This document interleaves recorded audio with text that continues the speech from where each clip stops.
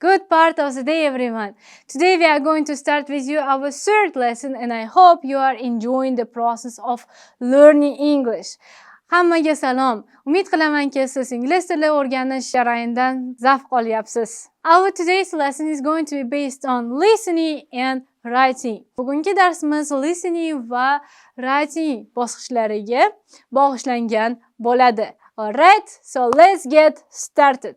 So here, as you can see, we have got two children, and the girl's name is Anna, as you can see, and the boy's name is Henry. So ko'rib turganingizdek, bu yerda bizda ikkita bolachamiz bor, Anna va Henry, va ular chizma to'garakaga keldi. They have come to the art club and they have made something there. U yerda ular nimadir qo'llari bilan yasashdi. And they are going to describe what they have made. For example, Henry can say, I have made a horse of paper. Or I painted. Henry aytishi mumkin, men qog'ozdan otni yasadim. Yoki men otni chizdim. So please listen to every detail and do exercise number 2. Pupils Book, Unit 1, page 28. Activities 2 and 3.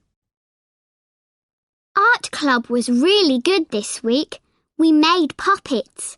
I used an old sock, coloured paper and string. I put the string round the top of the sock. I pulled it tightly and made 2 ears. I cut out green paper for its eyes and I used black paper for its nose. My puppet was a red cat. I made a puppet too, but I didn't use a sock. I used a box, tubes, paper and wool. I made a brown horse. I cut out black paper for its eyes and I made a tail from black wool. At first the tail was too long, so I cut the wool and made it shorter. I hope you have listened and understood everything. Umid qilamanki siz eshitdingiz va ko'p narsani tushundingiz. If you didn't understand or if you didn't catch every word, you can listen one more time. Agar hamma so'zlarni eshitmagan bo'lsangiz, yana bir marta eshitsangiz ham bo'ladi. Alright, so here we have Anna and here we have Henry, and first started Anna, and she was saying that she used a sock to make her puppet. Is a thing that we use in the plays where usually dolls or puppets only perform, not people. So Anna made her puppet of a sock. So this is something that usually we wear on our feet. So sock degani bu oyog'imizga keladigan paypoq. And she also used some strings. So these are strings, or also this one is also string, yoki ip. So she also says that her puppet is a cat.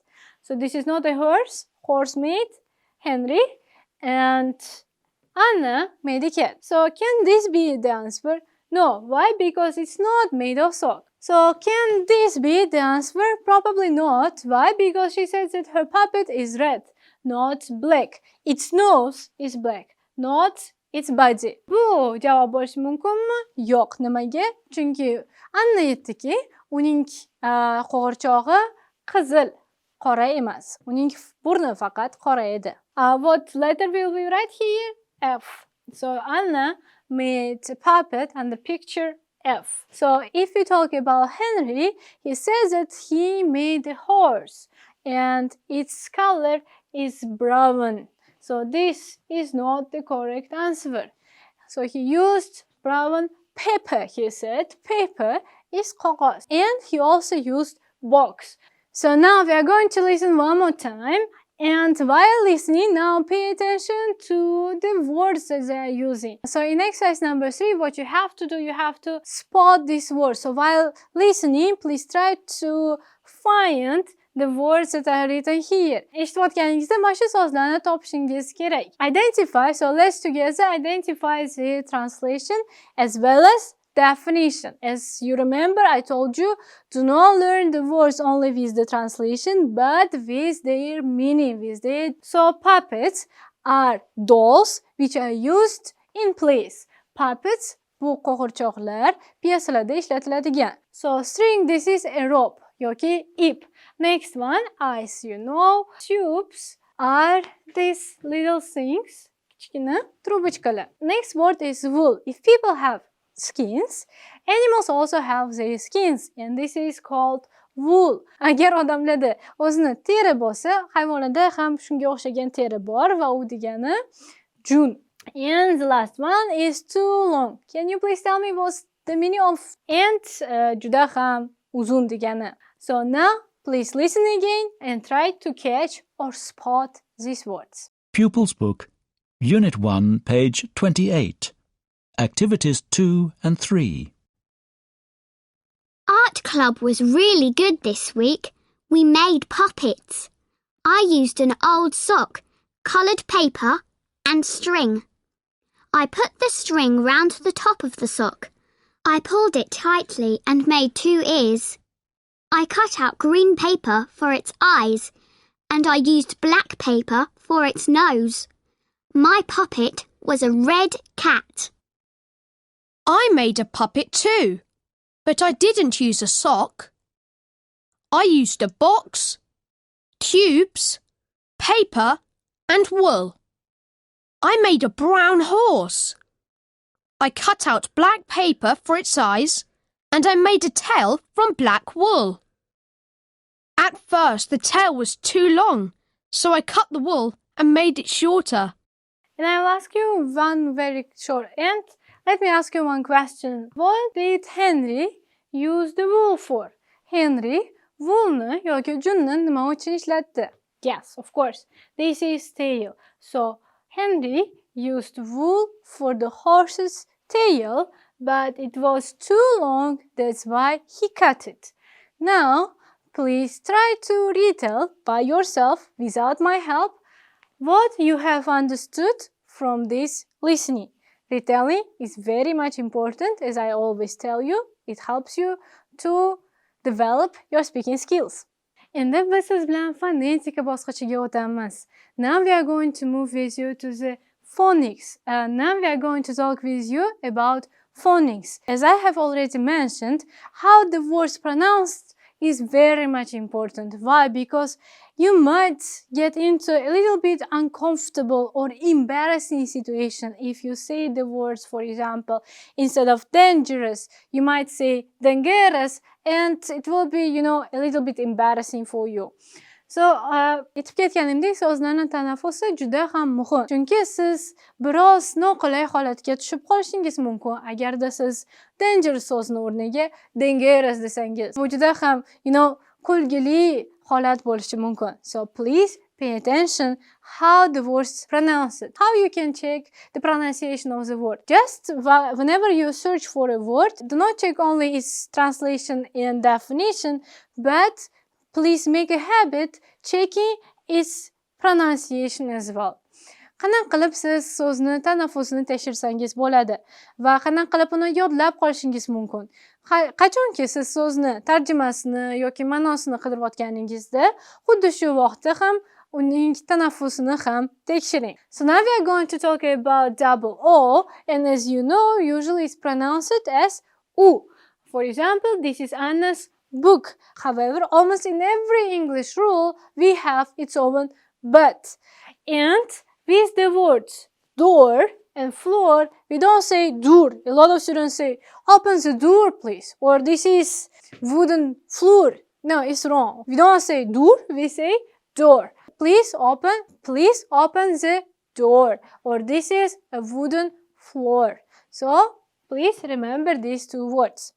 Now, endi o'zbek tiliga tarjima qilsam, biz siz bilan ikkita o'ni fonetikasini bugun o'rganamiz va bilsangiz, ko'pincha bizda u deb tanaffus qilinadi. Masalan, book yoki good yoki boya yodladik biz siz bilan wool. Lekin har bitta ingliz tili qoidasida o'zini lekini bor va xuddi shu qoidada ham o'zini lekini bordir. Va bu door so'zi bilan floor so'zi. Ko'pincha studentlar doorni dur deb tanaffus qilishadi. But lekin bu noto'g'ri. Iltimos eslab qoling, biz ikkita o bo'lsa ham baribir ham bu so'zni o deb tanaffus qilamiz yoki door yoki floor. Endi biz siz bilan kichkina va oson tez aytishni gapiramiz. Now we are going together with you. We are going to say a very short and simple tongue twister. Tongue twister, again, I will repeat, this is tez aytish. So, which means you have to speak a bit fast. U degani siz ozgincha tezroq gapirishga harakat qiling. So, let's start. Good, said the cook. My coat is on the hook and now I'm going to cook. So, let's look in the book. Now, please give it a try as well. Endi siz ham harakat qilib ko'ring. Alright, so now let's move on to one very simple exercise where we have to use the words with double O, except, floor and door. Hozir biz siz bilan bir mashqni qilamiz va bu yerda ikkita o'lik so'zlarni ishlatishimiz kerak. Lekin floor bilan door so'zlari bu yerda yo'q. Chunki ular boshqacha tanaffus qilinadi. So the first one, for example, we get from sheep. What do we get from sheep? This is what? What was it? This is wool. So we get wool from the sheep. Next one, we get from trees. Next one. So what do we get from trees? Of course, we get wood. Bu yog'och degani. Next, third. Miss Carey said this is very work, Alfie. So what can she say? This is very good work. So grandma lost her earring. So what is earring? Earring means ear. This is clock. While ring, this is uzuk. So earring means something that usually girls wear on their ears, or if we translate it into Uzbek, this is zirak. So grandma lost her earring and we uni izladik. Izlamoq will be look, but because it is in the past, we will use looked for it. Look for, this is a phrasal verb which means to search for something. Fifth, my grandmother loves reading, so it's very easy, of course, loves reading books. Sixth, Molly her homework to school. So Molly, double O, u o'zini uy ishini maktabga olib bordi. So Molly took her homework to school. Sentence number 7. Please put your coat on the, said mom. So where do we usually put our coats? We put them on the hook. Hook means ilgak. And the last sentence, my aunt delicious cake. So what does she do? Of course, she cooks. I hope you are not hungry. If you are hungry, you can grab something quickly to eat and then we will continue. Umid qilamanki, siz och emassiz. Agar och bo'lsangiz, quickly grab something. Grab degani tezgina nimadir o'zingizga oling va biz davom etamiz. So if you have written everything whatever you wanted to eat, we move to the writing part. Agar xohlagan narsangizni yeb bo'lgan bo'lsangiz, biz siz bilan writing bosqichiga o'tamiz va bu yerda biz hamma grammatika yodlaganimizni, so'zlar yodlaganimiz shu bosqichda ishlatimiz shart. As I said, practice makes perfect. So here we have Megan, who went to music club after school. She played in the orchestra. In the evening, she sent an email to Anna. So if you remember in our reading part, we read some emails where friends wrote to their other friends. For example, Sam wrote to Pete where he went to the chess club and he won one boy but he lost to another girl. And the same as well here, we have to write an email to our friend answering to these questions. Esingizda bo'lsa, biz siz bilan reading bosqichida 4 ta tekst haqida o'qidik va u yerda do'stlar o'zini do'stiga yozishgan edi. Masalan, Sam yozdi, u shaxmat o'rgar akaga bordi va u yerda bitta bolani yutib, Anna degan qizga yutqizdi. Ya'ni ular har bitta voqeani tasvirlab berishgan edi. Xuddi shu yerda biz ham Annaga, let's imagine that she is our best friend, tasavvur qilamiz u bizning eng yaqin do'stimiz, har bitta voqeani tasvirlab berishimiz kerak. Bizga yordam beruvchi 7 ta savolimiz ham bu yerda bor. Shu savollarga javob berib, biz qisqacha email yozishimiz kerak. Now, please stop the video and try to write it by yourself without my help. And then I will write as well and we will just compare both of them. But my version and your version could be different. It doesn't mean that both of our versions should be same because I have my own ideas and you have your own super creative ideas as well. Hozir siz videoni to'xtatib olasiz, keyin mening email bilan ham solishtirasiz. Lekin bir narsani aytib ketishim kerak. Mening email bilan sizning emailingiz har xil bo'lishi mumkin. Chunki menda o'zimning fikrim bor va sizda ham o'zingizni juda ham kreativ fikringiz ham bo'lishi mumkin. So this is the example of my email, and both of our emails may vary. Why? Because every person has their own opinion. But what matters here is that you must answer to all the given questions. Va ko'rib turganingizdek, yashil bilan belgilangan bu bizning grammatikamiz va bir nechta yangi so'zlar bo'lishi mumkin ham. Bu to tayri to plus sifat, which means what?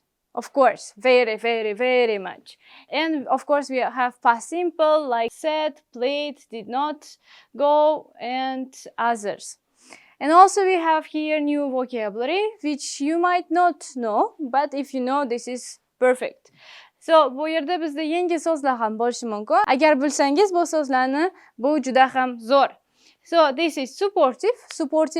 Supportive is an adjective from the verb support, which means to help and to encourage. And patient means the person who is able to wait for a long time without getting angry. Supportive degan so'zi har doim yordamga tayyor bo'lgan odamni tasvirlab beradi. Va patient degan so'zi u degani sabrli. I hope you don't have any questions, so please compare both of our emails, and I know for sure 100% your email looks much better than mine. Hozir siz bizning ikkala emailimizni taqqoslang va aniq bilaman sizning emailingiz mening emailimdan ancha yaxshiroq. Shu bilan bizning 3-darsimiz o'z nihoyasiga yetdi. Bugungi darsda biz listening va writing bosqichlariga urg'u berdik. Umid qilamanki, hamma narsa sizga tushunarli va keyingi darslargacha ko'rishguncha aytib ketaman, u ishni qilish esidan chiqmasin.